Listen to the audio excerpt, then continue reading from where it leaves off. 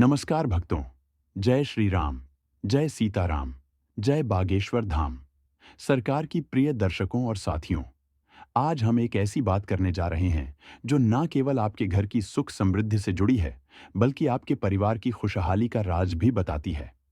अगर आपके घर की महिलाएं सुबह जल्दी उठकर काम करती हैं और खाना बनाती हैं, तो यह वीडियो आपके लिए बेहद खास होने वाला है। कहा जाता है कि स्त्री घर की लक्ष्मी होती है, और जहां लक्ष्मी का वास होता है, वहां तरक्की और समृद्धि अपने आप आती है।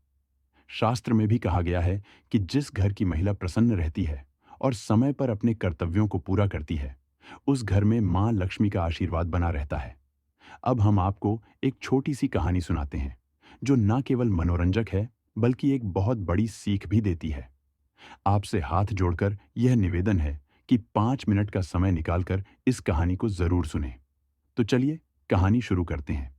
लेकिन उससे पहले, अगर आप भी चाहते हैं कि लक्ष्मी माता का आशीर्वाद आप पर बना रहे, तो इस वीडियो को एक लाइक करें और आपके अपने चैनल गुरुजी का ज्ञान को सब्सक्राइब कर लें और कमेंट बॉक्स में जय लक्ष्मी माता जरूर लिखें। इससे हमें मोटिवेशन मिलता है, जिससे हम आप लोगों के लिए और अच्छे अच्छे वीडियो बना पाते हैं। और साथ ही आप अपनी राशि को कमेंट बॉक्स में जरूर डाल दें, क्योंकि हम राशि से जुड़ा भाग्य भी बताते हैं और भाग में चल रही परेशानियों को तत्काल दूर करने के लिए आसान से आसान उपाय भी बताते हैं। इसलिए आप अपनी राशि कमेंट बॉक्स में जरूर डाल दें। भक्तों, एक बार की बात है। एक नगर में श्याम नाम का व्यक्ति रहता था। वह इतना आलसी था कि खटिया से उठना तो करवट बदलने में भी उसे परेशानी होती थी। उसकी आदतें इतनी बुरी थीं कि जब उसकी पत्नी किसी काम के लिए कहती, तो वह बस करवट बदलकर कुछ न सुनने का बहाना कर लेता। उसकी पत्नी ने कई बार उसे समझाने की कोशिश की, लेकिन श्याम हमेशा टाल देता। एक दिन पत्नी ने उसे प्रेम पूर्वक कहा, तुम्हें खटिया पर लेटे रहना पसंद है? तो ठीक है, पर कम से कम खटिया पर बैठे बैठे ही कुछ ऐसा काम करो जिससे घर का भला हो। श्याम ने सोचा और कुछ देर बाद खुश होकर बोला, मैंने एक काम ढूंढ लिया है, अब मैं भी घर में मदद करूंगा। पत्नी को लगा कि आखिरकार उसकी मेहनत रंग लाई है। उसने झटपट सब्जी की टोकरी में चाकू रखा और श्याम के पास रखकर कहा, तो अब सब्जी काट लो, ये बैठे बैठे भी हो सकता है। लेकिन श्याम का ध्यान सब्जियों पर नहीं गया। थोड़ी देर बाद पत्नी ने देखा कि श्याम खटिया पर बैठा मक्खियां गिन रहा है। वहां मरी हुई मक्खियां पड़ी थीं और श्याम गर्व से बोला, देखो, मैंने इन 7 मक्खियों को मारा है। अब मुझे इससे बेहतर कोई काम नहीं लगता। पत्नी को देखते ही वह उछलकर बोला, देखा मेरा कमाल, मैंने इतनी फुर्ती से 7 मक्खियों को मौत के घाट उतार दिया। अब देखता हूं कि पूरे दिन में कितनी मार सकता हूं। आलसी महाराज को अब यही धुन सवार हो गई। जहां भी मक्खी दिखती, वह फट से हाथ मार देता। कई बार तो उसने अपनी ही गर्दन पर इतनी जोर से हाथ मारा कि गर्दन टेढ़ी हो गई। मक्खी मारने के चक्कर में कभी कभी पत्नी की नाक पर भी हाथ पड़ जाता। उसने घर के बर्तन तक तोड़ डाले, लेकिन उसे अपनी धुन से कोई फर्क नहीं पड़ा। उसने प्रतिज्ञा कर ली कि कम से कम 1000 मक्खियां मारकर ही दम लेगा। जल्दी ही वह दिन आ गया जब उसकी प्रतिज्ञा पूरी हुई। उस दिन वह कंधे पर बांस का एक मजबूत डंडा रखे खुशी से उछलता कूदता पूरे शहर का चक्कर लगा रहा था। वह अपनी बहादुरी का बखान करते हुए कहता जा रहा था, आज मैंने हजारों को मौत के घाट उतार दिया। यह सुनकर लोग भयभीत हो गए। हवा की तरह यह खबर पूरे शहर में फैल गई। लोग उसे हजार मारी कहने लगे। अब जब वह सड़क या गली से गुजरता, लोग उसे देखने के लिए उमड़ पड़ते।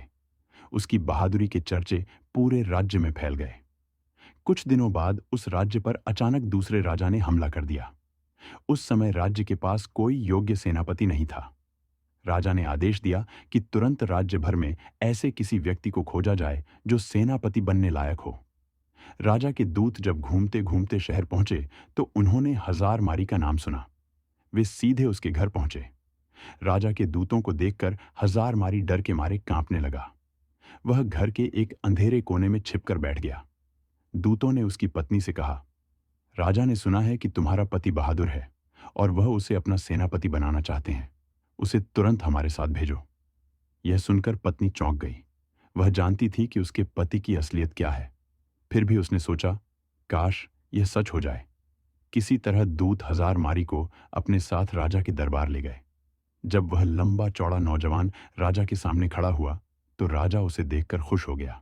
उन्होंने पूछा, तुम्हारा ही नाम हजारमारी है? आलसी बोला, जी हुजूर, मुझे ही हजारमारी कहते हैं।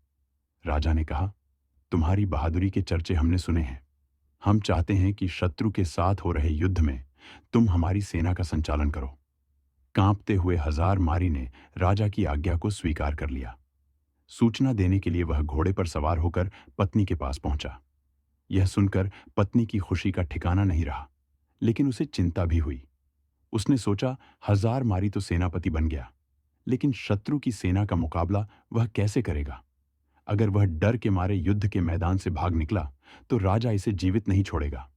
इस डर से उसने एक मजबूत रस्सी से हजारमारी को घोड़े से बांधना शुरू किया। हजारमारी ने पूछा, यह तुम क्या कर रही हो? पत्नी ने जवाब दिया, मैं आपको घोड़े के साथ बांध रही हूं। स्वामी, हजारमारी ने फिर पूछा, क्यों? पत्नी ने कहा, मैं इसीलिए आपको बांध रही हूं ताकि आप लड़ाई के जोश में घोड़े से कूदकर पैदल ही लड़ने ना लगे। जब विजय के बाद हजारमारी वापस दरबार लौटा और लोगों ने उसे घोड़े से बंधा हुआ देखा तो उनका उत्साह और बढ़ गया। सबने सोचा, ऐसा वीर सेनापति और कौन से भी बंधा हुआ युद्ध करता है? राजा की आज्ञा मिलते ही सेना युद्ध के लिए तैयार थी। हजारमारी के नेतृत्व में वे युद्ध भूमि की ओर चल पड़े। शत्रु की सेना को जब पता चला कि एक बड़ी फौज के साथ हजारमारी खुद मुकाबला करने आ रहा है, तो उनके योद्धाओं के होश उड़ गए। उन्होंने सुना था कि हजारमारी अकेला ही हजारों को मार गिराता है। नाम सुनते ही बड़े बड़े योद्धाओं का साहस टूट गया। उन्हें अपनी मृत्यु सामने दिखाई देने लगी। दूसरी तरफ हजारमारी की सेना का उत्साह आसमान छू रहा था। मैदान में पहुंचते ही सेना ने शत्रु की सेना पर टूटकर हमला कर दिया। युद्ध के दौरान हजारमारी अपने घोड़े के साथ बांस के घने जंगल में छिप गया, लेकिन उसकी सेना ने शत्रुओं को कोई मौका नहीं दिया। उन्होंने शत्रु का डटकर सामना किया और उसे खदेड़ कर राज्य से बाहर निकाल दिया।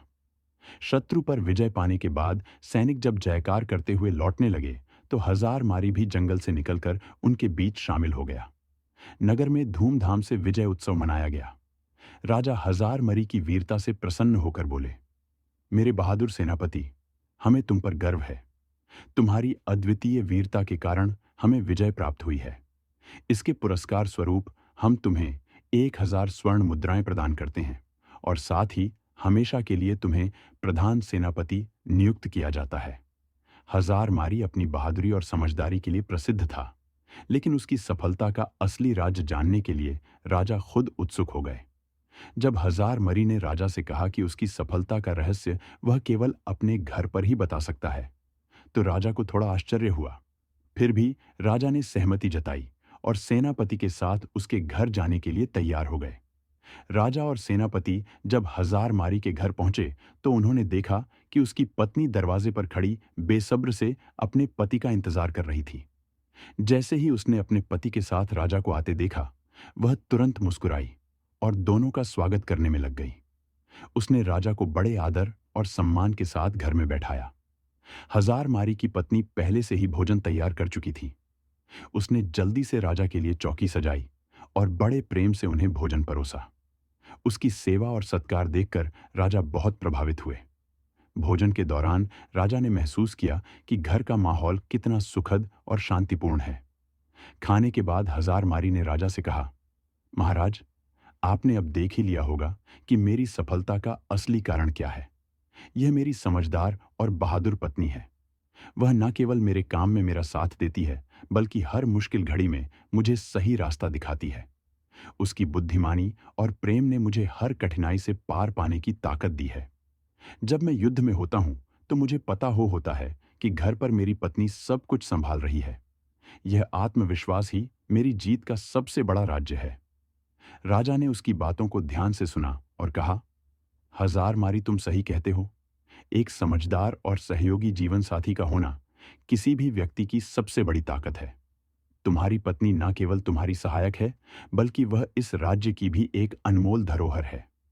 राजा ने उसकी पत्नी की बुद्धिमानी और समर्पण की बहुत सराहना की और वचन दिया कि वह हमेशा ऐसे सच्चे और समर्पित लोगों का सम्मान करेंगे।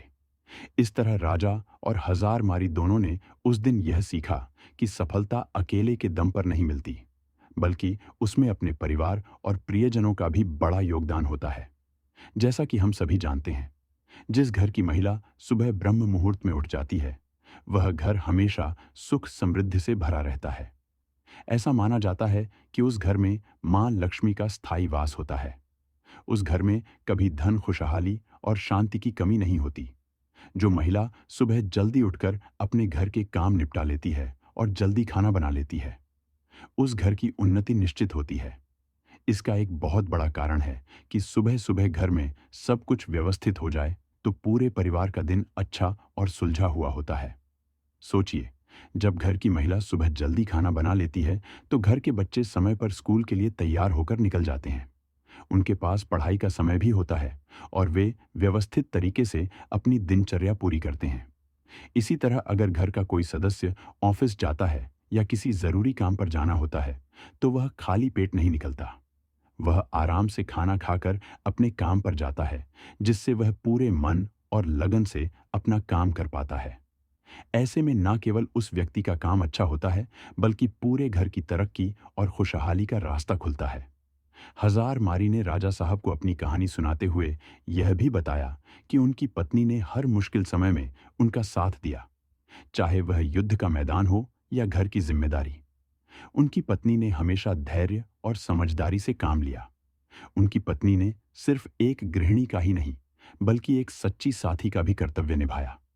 जब हजार मारी युद्ध के लिए जाते थे तो उन्हें यह विश्वास रहता था कि उनकी पत्नी घर की हर जिम्मेदारी संभाल लेगी।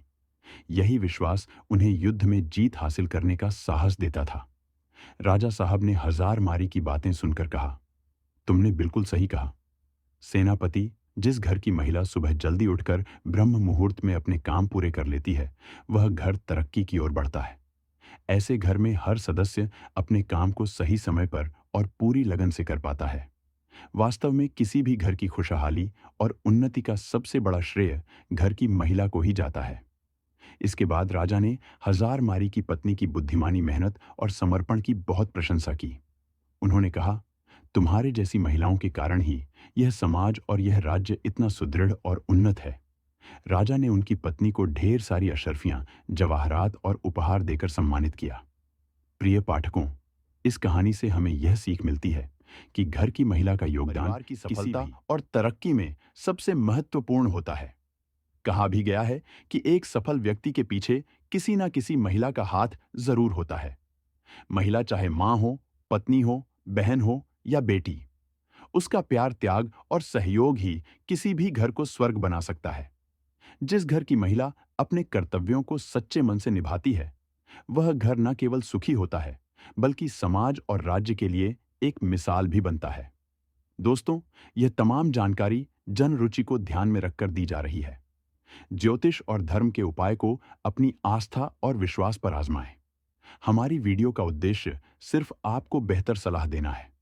इस संदर्भ में हम किसी भी प्रकार का कोई दावा नहीं करते हैं। तो दोस्तों, आज की हमारी वीडियो आपको कैसी लगी? हमें कमेंट करके बताएं। अगर आपको हमारी वीडियो अच्छी लगी तो कमेंट बॉक्स में जय मां लक्ष्मी जरूर लिखें और आपके अपने चैनल गुरुजी का ज्ञान को सब्सक्राइब करना ना भूलें। दोस्तों, मिलते हैं अगली वीडियो में एक नई जानकारी के साथ। तब तक के लिए जय श्री राम दोस्तों।